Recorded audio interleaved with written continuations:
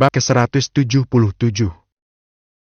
Semua tanda terima dan sertifikat otentikasi itu juga palsu, kata Wang Kong dengan cepat memberikan penjelasan. Untuk lebih meyakinkan Jiang Mu, dia menarik manajer restoran ke samping. Katamu, lukisan di dinding restoran ini, serta tanda terima dan sertifikat otentikasi yang disebut-sebut itu, semuanya palsu, bukan? Kata Wang Kong, memandang manajer restoran. Manajer restoran yang kebingungan gemetaran, tidak tahu harus berkata apa. Tiba-tiba, dia menyadari bahwa Wang Kong sedang mengedipkan mata kepadanya secara diam-diam. Dia mengerti. Akhirnya dia mengerti. Ternyata, meskipun sang pemilik tahu bahwa lukisan-lukisan di dinding restoran adalah asli, dia tetap ingin mengatakan bahwa semuanya palsu. Tujuannya tidak lain adalah agar Jiang Mu tidak perlu membayar ganti rugi. Sungguh menakutkan. Jika bahkan pemilik restoran yang kaya raya ini harus menyanjung orang muda seperti Jiang Mu, maka siapa sebenarnya Jiang Mu ini? Memikirkan bagaimana dia memperlakukan Jiang Mu sebelumnya, manajer restoran hampir pingsan karena takut. Cih, aku menyuruhmu berbicara, bukan untuk buang air kecil. Wang Kong kemudian memukul kepala manajer restoran untuk membangunkannya. Manajer restoran langsung tersadar dan dengan gemetar berkata kepada Jiang Mu. Tuan, apa yang dikatakan pemilik kami benar? Lukisan di dinding restoran kami, serta tanda terima dan sertifikat otentikasi semuanya palsu, tidak berharga, Anda tidak perlu membayar apapun. Sambil berbicara, manajer restoran hampir saja berlutut. Jiang Mu hanya bisa menghela napas. Bahkan dengan sedikit akal sehat, jelas bahwa manajer restoran telah dibimbing oleh Wang Kang untuk mengatakan bahwa yang asli adalah palsu.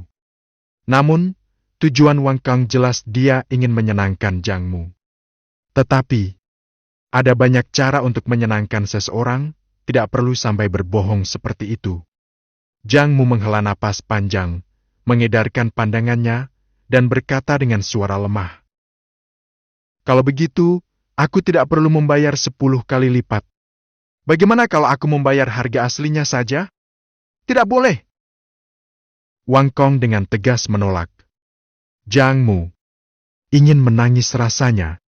Aku hanya ingin menggunakan dana eksklusifku. Pak Jiang, kalau Anda makan di restoran kami, kenapa tidak memberitahu kami sebelumnya? Ayo, biarkan kami mengantar Anda ke ruangan terbaik yang kami miliki. Wang Kong segera mencoba mengalihkan pembicaraan dan mengundang Jiang Mu ke ruang VIP. Jiang Mu merasa kesal melihat Wang Kong yang tersenyum itu. Bukankah kau bisa datang sedikit lebih lambat? Lupakanlah. Bagaimanapun, periode penggunaan dana eksklusif ini masih 7 hari, masih ada waktu. Jika rencana A gagal, rencana B masih bisa dilakukan. Aku tidak akan menyerah sampai bisa menggunakan dana itu. Oke. Dia pun mengangguk, membawa Angela mengikuti Wang Kong ke ruang VIP. Chu Kaiwen yang menyaksikan seluruh proses itu merasa sangat kecewa. Awalnya, dia berpikir bahwa dengan masalah ganti rugi atas lukisan, dia bisa membuat Jiang Mu malu di depan umum. Namun, siapa sangka di saat-saat terakhir, pemilik restoran datang dan berkata bahwa semua lukisan di dinding itu palsu. Dasar bodoh. Ada kesempatan untuk mendapat ganti rugi, tapi malah ditolak. Chu Kaiwen merasa marah dan kembali ke mejanya dengan wajah cemberut. Dia masih menggerutu. Sial! Si brengsek Jiang Mu itu beruntung sekali. Kalau saja lukisan-lukisan di dinding itu asli, pasti akan sangat menyenangkan. Tapi Chu Kaiwen, kamu benar-benar mengecewakanku. Gadis seksi itu juga memasang wajah masam, dengan tegas mengungkapkan kekecewaannya. Chu Kaiwen, apa yang kulakukan salah? Temanmu hanya bertanya apakah masalah prostatmu sudah sembuh atau belum. Itu adalah bentuk perhatian, tapi kamu malah memendam dendam. Ketika pacar temannya merusak lukisan di restoran, kamu malah muncul untuk menjatuhkan mereka, merasa senang di atas penderitaan orang lain. Tahukah kamu betapa menjijikannya wajahmu saat itu? Chu Kaiwen, Prostatku baik-baik saja, sial. Baiklah, hanya karena aku mengkritikmu sedikit, kamu langsung memasang wajah cemberut padaku. Gadis seksi itu semakin kesal, langsung bangkit. Aku tidak mau makan lagi, kamu makan sendiri saja. Setelah berkata demikian, dia mengambil tasnya dan bersiap untuk pergi. Chu Kai-wen hampir memuntahkan darah. Ouyang Yunmeng sudah direbut oleh Jang Mu si brengsek itu. Apakah gadis seksi ini juga akan dirusak oleh Jang Mu? Tidak boleh terjadi. Dia segera bangkit, memegang tangan gadis seksi itu. Sayang, aku tidak marah padamu. Apakah kamu marah atau tidak? Kamu sendiri yang tahu. Lepaskan tanganmu. Gadis seksi itu melepaskan tangan Chu Kai-wen dengan kekuatan penuh. Siapa sangka, karena terlalu keras, tas gadis seksi itu terlepas dari tangannya dan terbang melayang. Crash! Sebuah lukisan lagi di dinding jatuh dan pecah. Manajer restoran yang baru saja keluar dari ruang VIP dengan penuh rasa hormat, mendengar suara kaca pecah lagi, hampir memuntahkan darah. Apa yang terjadi hari ini? Satu persatu semuanya menghancurkan lukisan di dinding. Ah! Gadis seksi itu terkejut, langsung duduk kembali. Chu Kai-wen melihat ini, awalnya terkejut, lalu merasa sangat bahagia. Akhirnya, saatnya dia menunjukkan kehebatannya. Sayang, jangan khawatir, biar aku yang ngurus. Dia menenangkan gadis seksi itu dengan beberapa kata, lalu menoleh ke manajer restoran yang mendekat. Maaf, pacarku tidak sengaja merusak lukisan di dinding. Berapa yang harus dibayar? Sebutkan saja harganya. Bagaimana kalau untuk menunjukkan niat baikku, aku akan membayar 100 kali lipat? Tanpa menunggu manajer restoran berbicara, dia buru-buru menambahkan. Jelas, dia sedang pamer.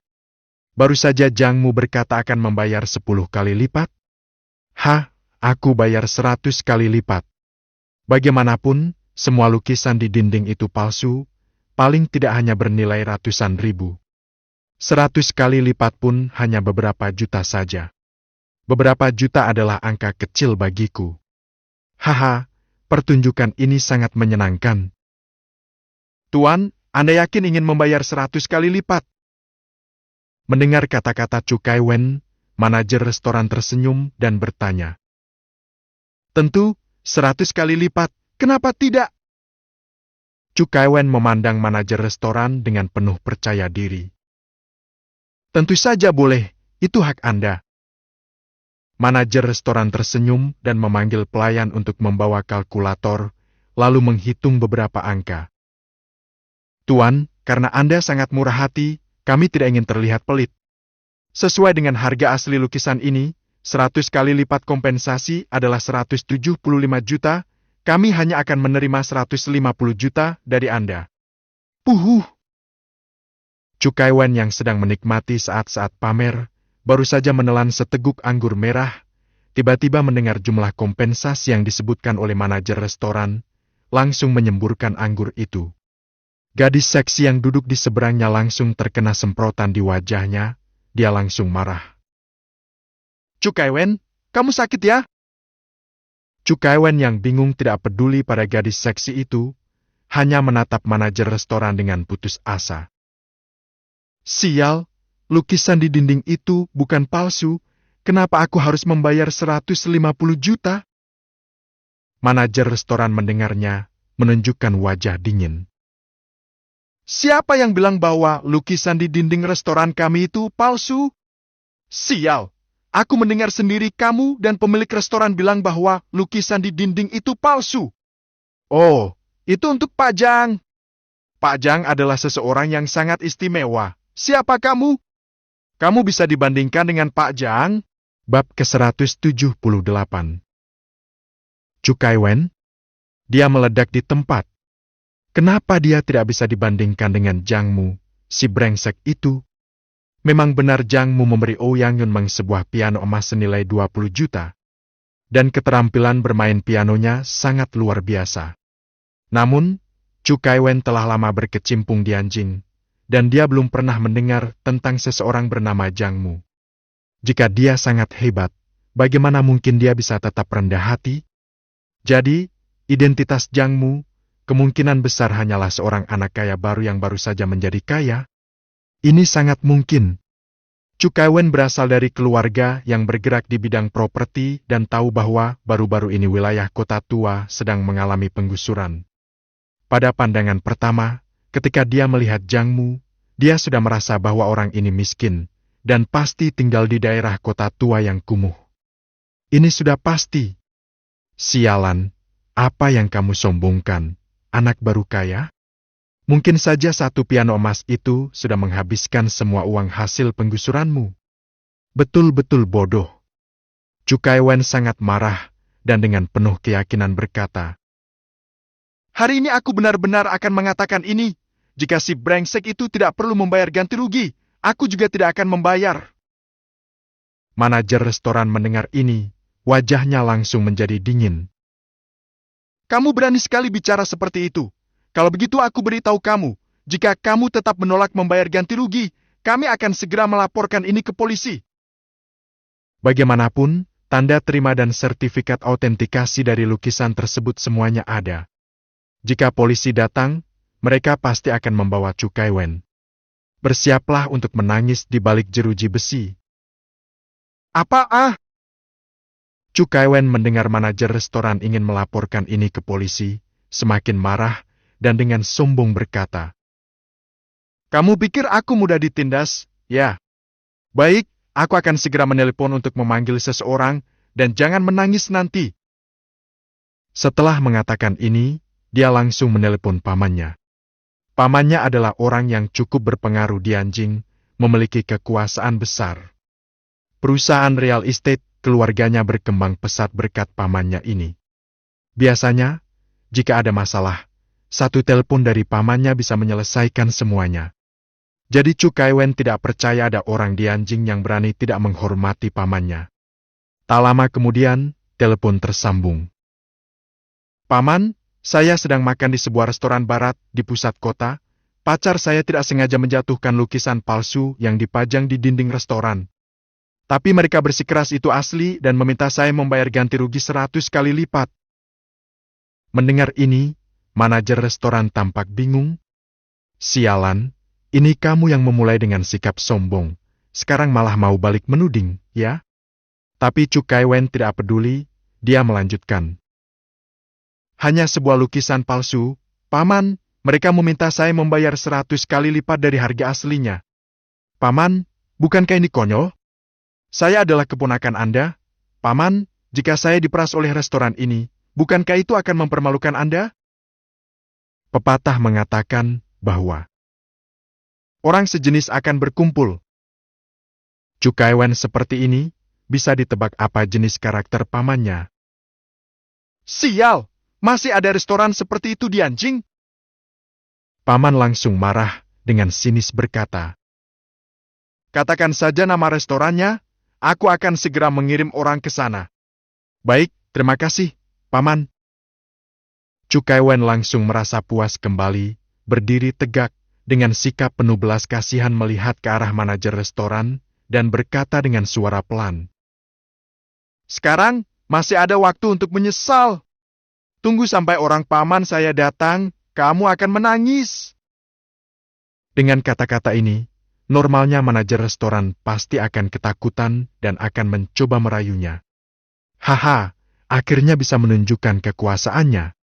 Chu Kaiwen tersenyum lebar, memperlihatkan 8 giginya, memancarkan aura sombong.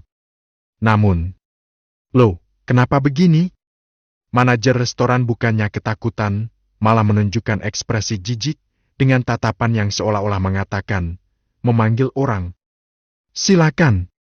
Sial. Wajah Chu Kaiwen langsung berubah menjadi hitam, dia berteriak. "Paman, nama restoran ini adalah Norman, terletak di pusat kota." Tiba-tiba, tidak ada suara dari seberang telepon, sepertinya ponselnya jatuh ke tanah. "Paman?" Masih tidak ada suara. "Paman, ada apa, Paman?" Tetap tidak ada suara. Chu Kaiwen tidak punya pilihan lain. Suaranya semakin keras. Paman! Sialan kamu! Bajingan! Beraninya kamu membuat kekacauan di tempat itu? Kamu tahu seberapa besar kekuasaan yang dimiliki pemilik restoran itu? Chu Kaiwen langsung terdiam. Sepertinya ini tidak berjalan dengan baik. Seperti yang diduga, pamannya melanjutkan dengan marah. Dasar idiot! Kamu tidak akan mengerti meskipun aku jelaskan. Pokoknya, aku peringatkan kamu dengan tegas. Segera bayar ganti rugi dan minta maaf. Kalau tidak, jangan salahkan aku kalau aku bertindak keras padamu. Dan jangan bilang kamu pernah menelponku. Segera hapus riwayat panggilanmu. Tidak cukup, hapus juga nomor kontakku. Setelah itu, pamannya dengan marah menutup telepon. Chu Kaiwen bingung sekali. Apa yang sedang terjadi? Pamannya yang selalu sombong, kenapa tiba-tiba mendengar nama restoran Norman, langsung ketakutan setengah mati? Tidak mungkin.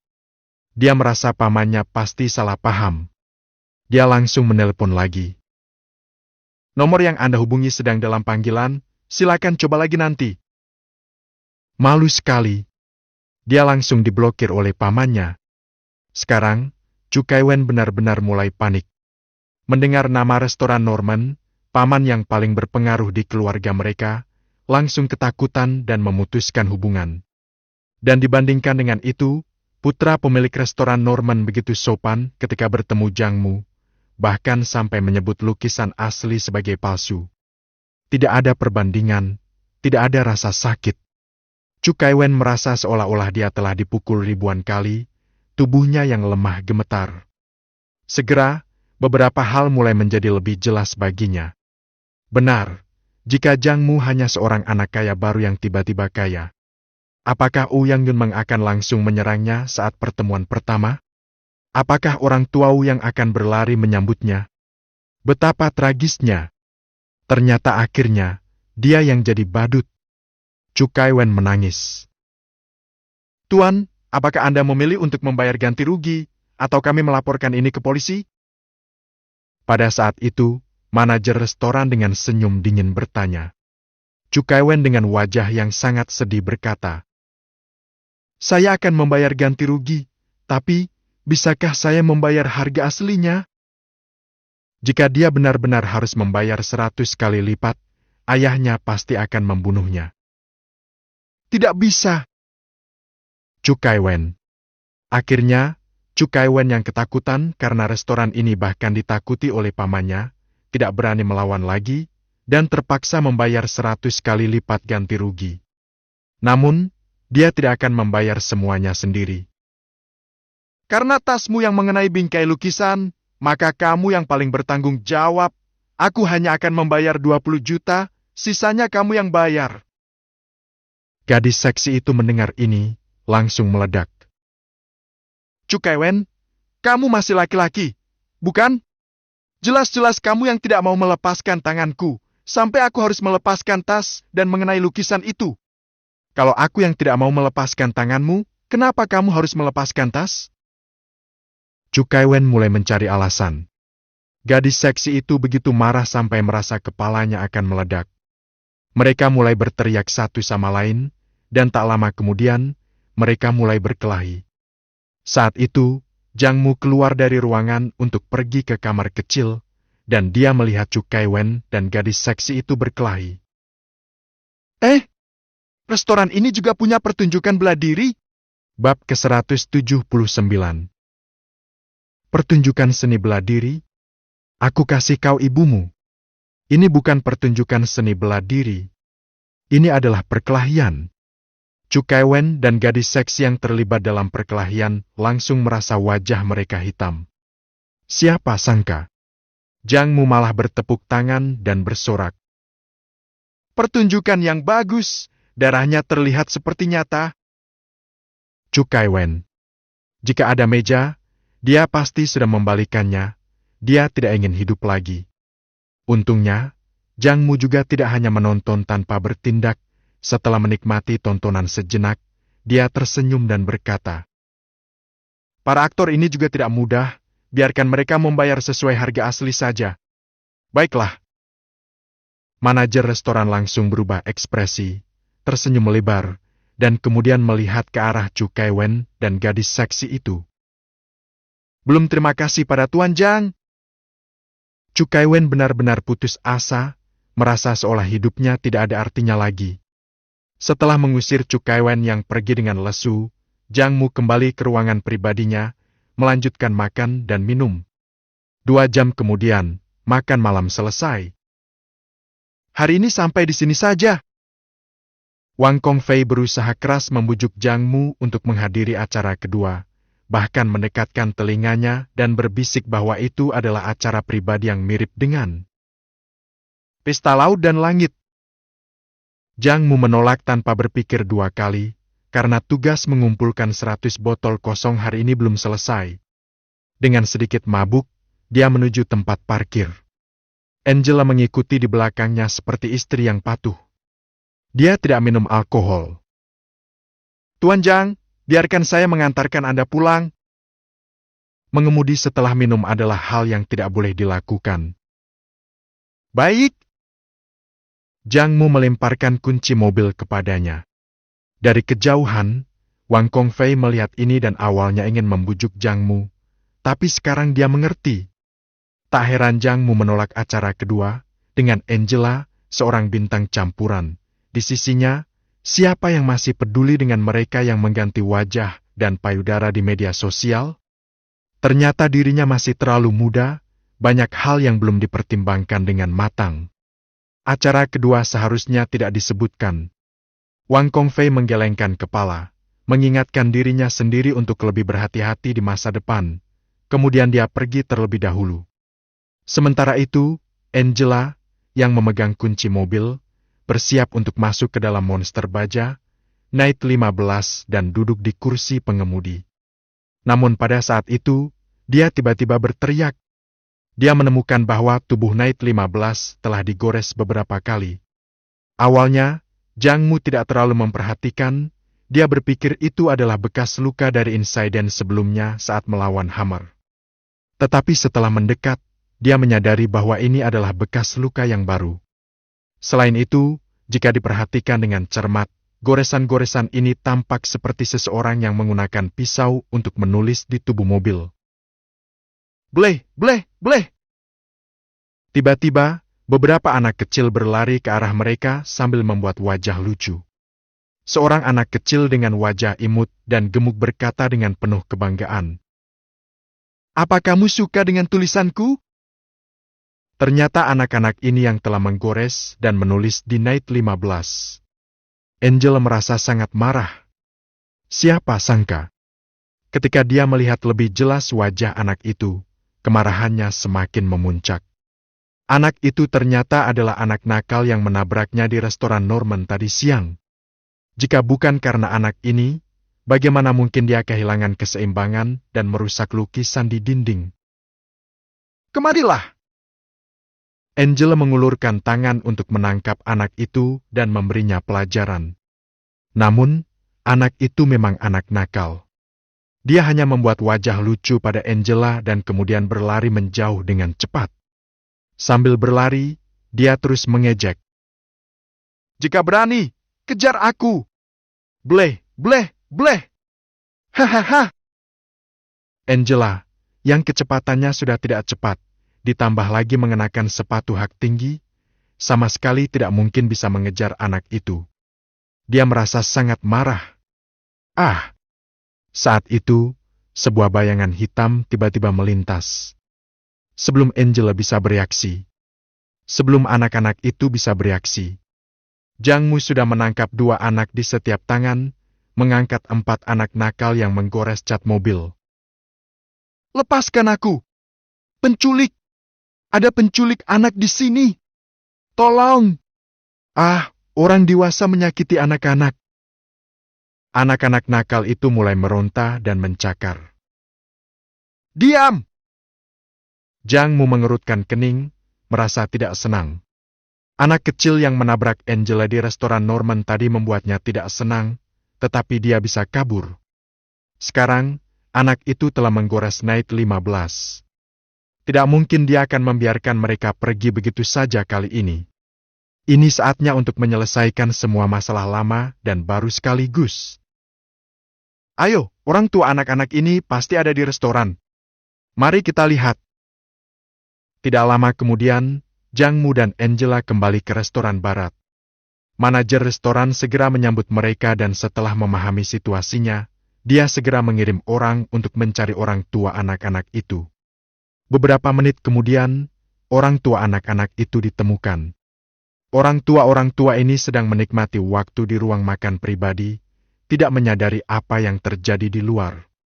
Setelah manajer restoran, dengan sopan, menjelaskan situasinya. Seorang wanita parubaya dengan tubuh gemuk tertawa tanpa peduli. Aku kira ada masalah besar, tapi ternyata hanya beberapa goresan. Apa yang perlu dikhawatirkan? Benar. Wanita lain dengan rambut keriting juga menatap Jang Mu. Kamu sudah dewasa, kenapa harus berdebat dengan anak kecil? Mobilku juga sering digores oleh anakku. Apa masalahnya? Aku sama sekali tidak peduli. Setelah berbicara, wanita parubaya dan wanita berambut keriting itu saling pandang dan tertawa. Mereka benar-benar mengabaikan keberadaan Jang Mu dan yang lainnya. Melihat adegan ini, Jang Mu menepuk bau manajer restoran, memberi isyarat agar dia keluar. Jika orang tua anak-anak ini menyadari kesalahan mereka dan dengan tulus meminta maaf, masalah ini akan selesai. Tetapi orang tua anak-anak ini adalah orang tua yang sangat tidak masuk akal. Alih-alih menyadari kesalahan anak-anak mereka malah mengejek Jang Mu. Mengapa orang dewasa harus mempermasalahkan anak-anak?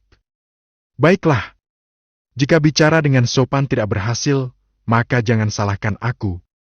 Jang Mu tersenyum tipis dan berkata kepada wanita berambut keriting.